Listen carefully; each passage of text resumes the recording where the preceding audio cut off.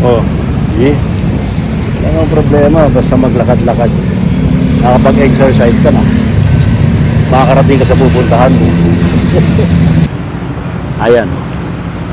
Wala, oh. Wala. Walang bike lane dito. So, talagang sa pag nagbabike ka, harakiri yan. Harakiri. Yorme, sir. Yorme, Mayor Isko, sir.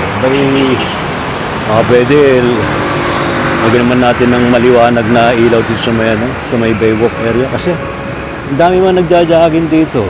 Di ba? Oh. Kapag alam nyo nang pag madilim, pwedeng pamugaran ng mga masasamang elemento. Nakiusap natin kay GM Torres, sir, MMDA. Abay, ibalik ko natin yung protected bike lane sa mga kalsada. Kasi hubad na hubad ngayon GM Torres, sir, kayo nalang pag-asa natin. Ayaw ko nang umasa kay Chairman Artes. Ayaw ko man sabihin, pero hindi siya makasiklista Di ba? Hindi makasiklista si Chairman Artes. Walang personal na ano kay Chairman pero sa tinagal-tagal, siya pa nga gustong alisin yung bike lane sa EDSA, di ba? Kung maalala nyo, may binanggit siyang ganun Kaya hindi siya makasiklista. So now, ang inaasa natin si GM Nicolas Torre III. Sir, General Sir, kayo na lang pong bahala sa mga cyclist. Let's promote cycling. I think it's about time. Marami pa rin sasakyan. Kahit mahal ng krudo at gasolina. Natural, iba naman, di talaga may iwasan na kailangang magsasakyan o kaya magmotor o mag-truck o mag-bus.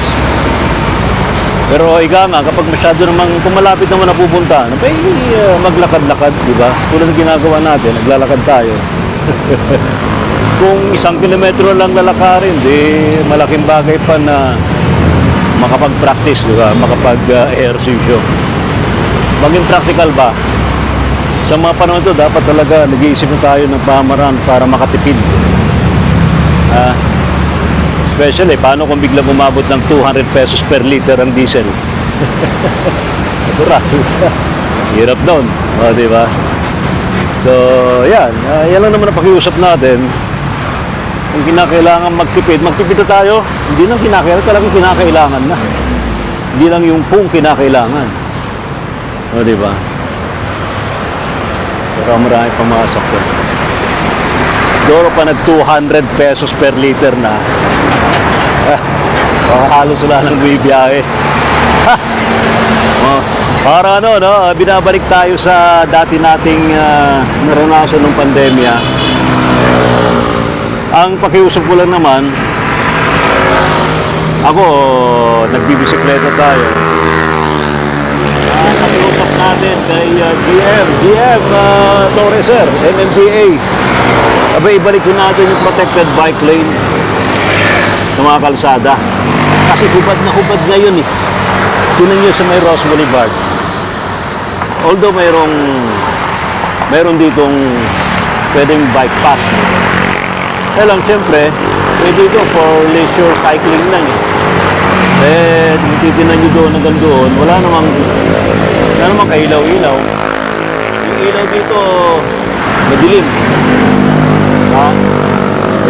Pasintabi kay Yorme Isko, pero siguro dapat mas maliwanag yung ilaw dito sa may Baywalk. Ito yung Baywalk may ilaw, pero sa camera kita marang maliwanag, pero hindi, pagdating doon sa dulo, doon sa dulo na yon, madilim yung saka doon sa kabila, madilim din yun doon, banda roon. So dapat well lighted, Ngayon, I'm talking about bike lane. Sa tabi ng Ross Boulevard, wala. Ayan. Wala. Walang bike lane dito. So, talagang sa pag nagbabike ka, harakiri yan. Harakiri. Bahala ka na. Bike at your own risk. Now, if we try to promote cycling, I think it's about time that we have to latag again protected bike lane. Lagyan natin ng protection yung mga bike lane uli. Harangan natin para hindi pasukin ng mga motorized vehicle, especially ng mga motor. Yung mga motor, I don't know sa kaban ng EDSA, kung anong gagawin nila kung ibabalik nila yung protected bike lane. Kasi tinanggal yung mga harang. Nung pandemya, gumastos tayo sa ilang milyones ang ginastos natin para mabigyan ng protection yung bike lane. Pero pinagbabaklas uli natin. Matagal ko nang kinakampanya yan eh. Sana panatilihin na lang na protected yung bike lane. Diba? Ay, lalo na ngayon. At doon na naman tayo. Kinakalampag na naman tayo ng buong mundo. At nakidigma si Trump sa Iran. Kaya mahal ang presyo ng petrolyo. So, we are thinking many ways to tighten our belt. Ha? Mag-higpit tayo ng sinturon. Alright? So now, I'm trying to tell you. So, walang bike lane dito. Sa kabaan ng Ross Boulevard. May bike path. No problem. Pero okay. Pero optional to eh. Diba? Pagdadaan ka rito nakabisikleta, tagadag ka lang dyan. Yun. Pwede yun. Sige. Well, may kabayo. Pero kung bike, mas okay yung gilid ng kalsada. Kung lalagyan mo ng bike lane niya with protection, may inganyo tayo na mag-bike. Kasi mas makinis yung kalsada, yung semento. Mas smooth yung pagbibisikleta mo. Alright, yun lang po. GM Torres, sir. Ayan, tulad yun. Ayan, may nagbabike yun. Ayun. So, gabi, wala kang ilaw, delikado rin. So, dapat talaga protected. Yan, katulad yung mga yan. Yan, mga nagbabike. Wala nga lang ilaw. Di ba? Tawid na tayo sa may Ross Boulevard. Kabilaan yan eh. Dapat talaga dito meron din sa kabila. O, di ba?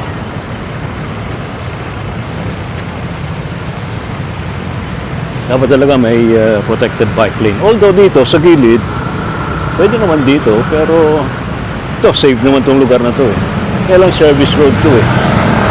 So, bigyan natin ng option yung mga naggagamit ng kalsada ng mga nagbabike. Paano ko walang service road? So, dapat protected yung bike lane. Alright. GM Torres, sir, kayo na lang pag-asa natin. Ayaw ko nang umasa kay Chairman Artes. Ayaw ko man sabihin, pero hindi siya makasiklista eh. Di ba? Hindi makasiklista si Chairman Artes. Walang personal na ano to kay Chairman pero sa tinagal-tagal, siya pa nga gustong alisin yung bike lane sa EDSA, di ba? Kung maalala nyo, may binanggit siyang ganun eh. Kaya hindi siya makasiklista. So now, ang inasa natin si GM Nicolas Torre III. Sir, General Sir, kayo na lang pong bahala sa mga cyclists. Let's promote cycling. I think it's about time. A few moments later. Ito yung binabanggit natin. Because may Baywalk area. Ayan. Madilim. Sa camera, dalang gamit ko Osmo. Maliwanag, pero sa totoo lang, madilim dito. Dito wala nang ilaw yung wala nang ilaw dito. Wala nang posting may ilaw. Dapat paggabi na, dapat may ilaw doon. Wala wala ka makitang ilaw. Diba? Kaya siguro Yorme, sir. Yorme, Mayor Isko, sir. Pwede lagyan naman natin ng maliwanag na ilaw dito sa may Baywalk area. Kasi ang dami man nagja-jogging dito. Diba? Kapag alam nyo nang pag madilim pwedeng pamugaran ng mga masasamang elemento O di ba? Habang naglalakad ka rito, baka biglang may sumulpot sa likod mo, tinutukan ka na. Eh, wag naman sana. Pero, I suggest, Yorme, Mayor Isko Moreno, sir. Lagyan naman po natin ng ilaw dito sa... Wag lang po doon sa may mismong Center Island. Center Island may ilaw, pero dito wala. Negative. Wala talaga. As in, wala. Dahil mga naglalakad. Kung po-promote natin ng active mobility, lalo na ngayong mataas ang presyo ng petrolyo, siguro it's about time na pagtuunan natin ng ng pondo. Ha? Di ba? Kanina binabanggit ko yung kabaan ng Ross Boulevard. Walang bike lane sa gilid. Ibalik natin yung bike lane. Protected bike lane dapat. Dito ang dami nagja-jogging pero walang ilaw. O, di ba? Walang ilaw dito eh. Eh, ako I feel feeling ko para bang mamaya biglang may lilitaw sa likod ko. Mahirap. O, tinan yung mukha ko. Maputi na nga yung mukha. Maputi. Madilim na nga yung mukha ko lalo. Yun, may dumaan lang na maliwanag na truck. Pero wala talagang ilaw. Madilim. Ayan, madilim. O, diba? Para na rin sa safety ng ating mga kababayan. Alright? Hanggang doon yan, hanggang sa may CCP area na to. Along Baywalk. Para naman maging safe ang lahat. Diba? Yung habang naglalakad ka, kasi balik natin yung yung aktibo tayo sa paglalakad, pagbibisikleta, o di ba? Kinalampag na tayo nung panahon ng pandemya, so I think kinakalampag ulit tayo ngayong panahon na ito eh. Dahil mataas ang presyo ng petrolyo.